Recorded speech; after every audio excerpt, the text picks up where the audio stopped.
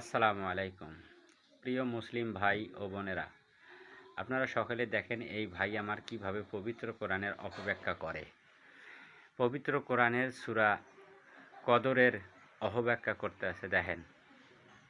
বলেছেন তানাজ্জালু, আমরা নাজিল করি, মালাইকাতি, সমস্ত ফেরেশতাদেরকে, ওয়া রূহ, এবং রূহকে। কদরের রাত সামনে আসতেছে, লাইলাতুল কদর, 27 রমজানের রাত, দিবাগত রাত। এই রাতকে বলা হয় লাইলাতুল কদর। মানে কোরআন নাজিল হইছে এই রাতে। কয় কথাটা কি সত্য? কদরের রাতে কি কোরআন নাজিল হয়েছে? আল্লাহ কি বলেছে কদরের রাতে কোরআন নাজিল হয়? না। কদরের রাতে কি নাজিল হয়? রূহ, রূহ নাজিল হয়।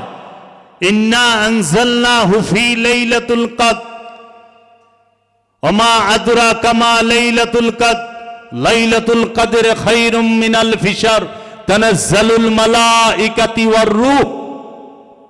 তানাজ্জালুল মালাইকাতি, মালাইক বলে নাই যে একটা ফেরেশতা নাজিল হয়, বলছে মালাইকাতি, সমস্ত ফেরেশতারা আল্লাহ নাজিল করে। ওয়া রূহ, এবং রূহ নাজিল করে।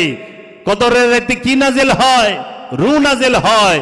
এখন অনুবাদকারীরা কোরআনের অনুবাদ করে দিছে কদরের রাতে কোরআন নাজিল হয়।